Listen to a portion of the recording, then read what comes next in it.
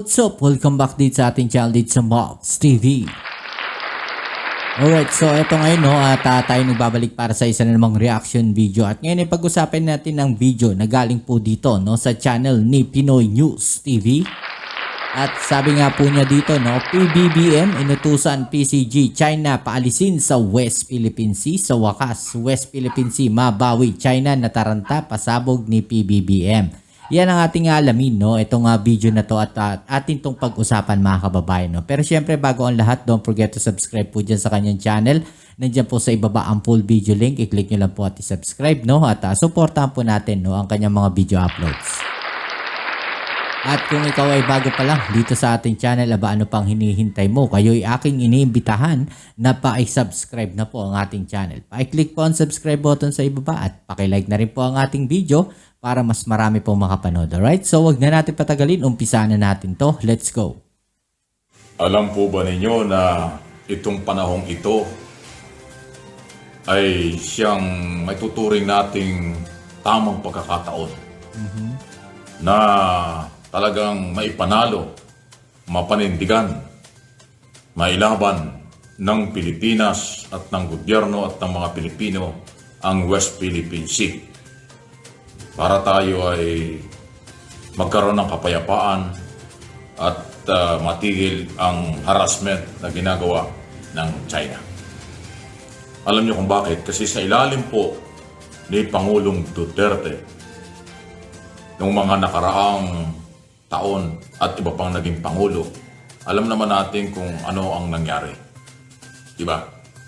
Parang inabuso tayo or hindi gaanong maingay ang isyo o usapin diyan sa teritoryo ng Pilipinas.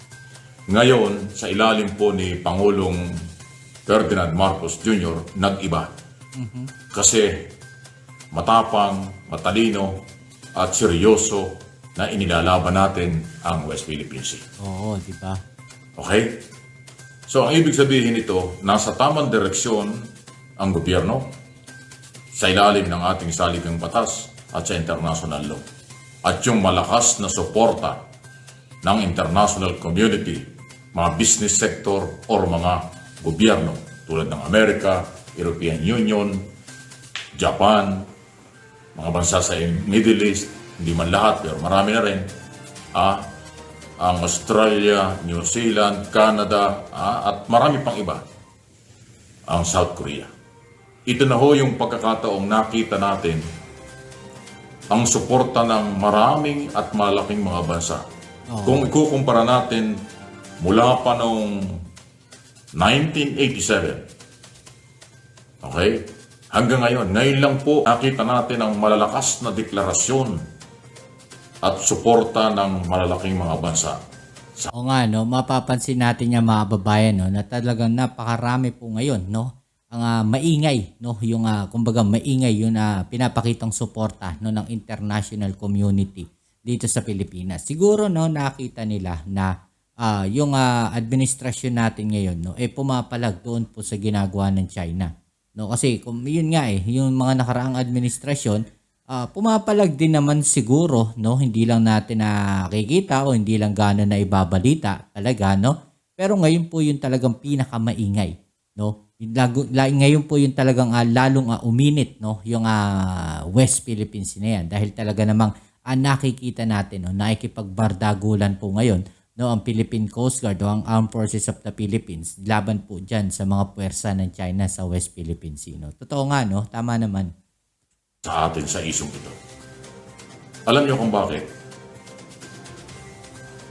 From day one kasi nanindigan na si Pangulong Marcos at itutuloy niya yan hanggang sa matapos ang kanyang term sa 2028. Kaya yung 6 na taon ang natitira 5 taon kalahati na lang. Itong panahong ito ang dapat na makuha natin ang ating karapatan dyan at paninindigan. Dahil alam niyo kung bakit.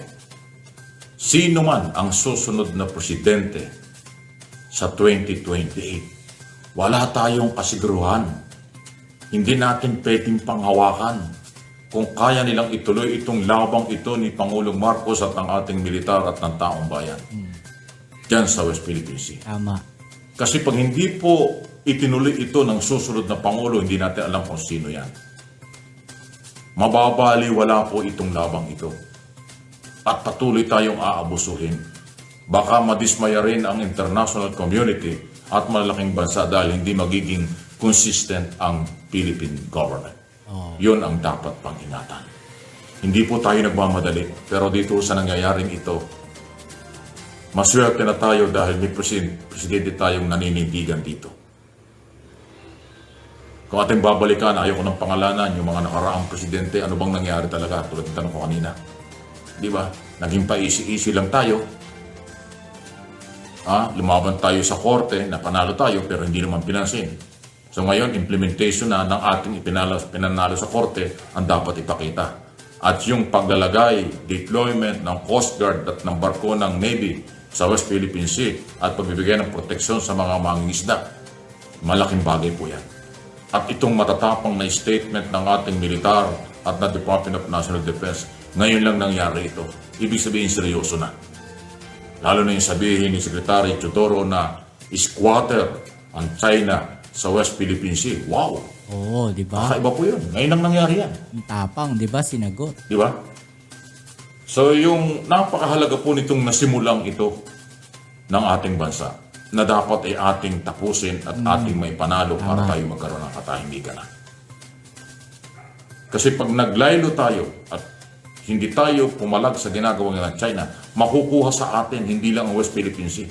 Baka pati yung Philippine Rice at iba pang lugar na katabi ng West Philippine Sea, kuhanin din sa atin.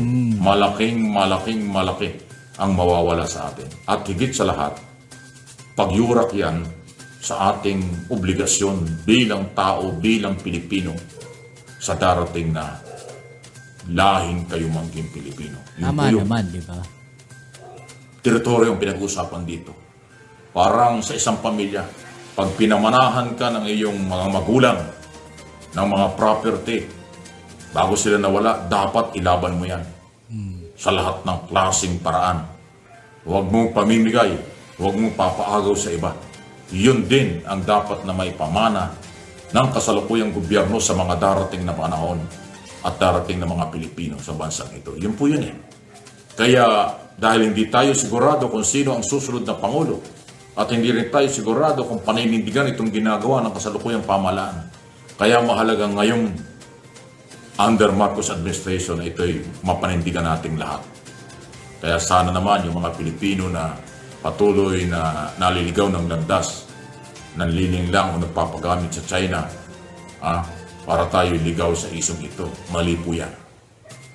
Okay? Panahon na ngayon. Kung inyo mapapansin, mas agresibo din ngayon yung mga pro-China.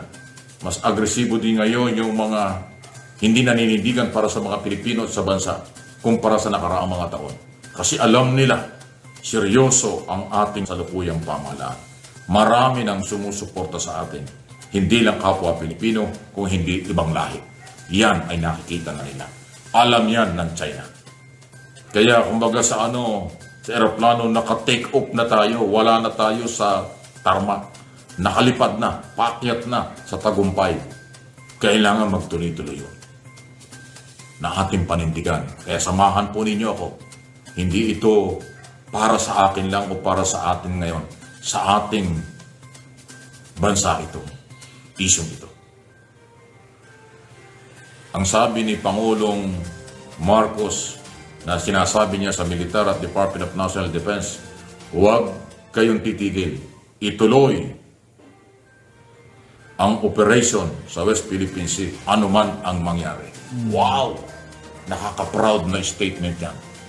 Nakaka-proud bilang Pilipino na galing sa matataas na opisyalis mula sa kasi Office of talaga President. dapat. Yan ang kailangan natin na ngayon lang natin narinig yan. Kaya mula day 1 sa ilalim ng Marcos administration hanggang 2028, dapat ito'y magkaroon ng closure. Dapat makuha natin ito ng lahat ng paraan na legal. Hindi tayo makipag-away. Dapat mawala na, matigil na ang pambubuli, pagpapaalis, at kung anumang treatment ng China sa atin. Ngayon po'y dahan-dahan na tayong nananalo dyan dahil mas marami tayong supporters na mga bansa kaysa kanila. Yan po yun. Okay? Alright, so yan mga babayan, no? Well, napakaganda naman talaga nung naging utos, no, ng ating Pangulong Bongbong Marcos, no. Talagang paigtingin natin, no, yung pagdidepensa diyan sa West Philippine Sea, di ba? Sa mapayapang paraan, no? Kasi siguro ayaw din niya, no, na magkaroon ng malaking problema ang Pilipinas, di ba? Alam naman natin, no, pag nagkaroon ng digmaan, napakalaki po ng epekto niyan sa ating bansa. So hangga't ma-hold niya, no, hangga't makukuha natin, no, ng ating bansa sa magandang usapan, no, yung mga issue diyan sa West Philippine Sea, yun po yung kanyang ginagawa. Well, napakaganda naman yan. Pero at the same time, no, dumidepensa pa rin tayo, no. Hindi natin basta-basta ibibigay yung West Philippine Sea na yan, no, yung ating exclusive economic zone sa China, alright? So kayo ano ang tingin ninyo? I-comment down nyo dyan sa ibaba at atin yung pag-usapan. Alright, so sa mga bago pa lang dito sa ating channel, please don't forget to subscribe, like, share at comment dyan sa comment section. At pakiclick na rin po ang notification bell para ma-update kayo sa mga latest video uploads natin. Kita-kits tayo sa ating next video. Ito muli ang inyong Kuya Mobs sa Mobs TV. Peace!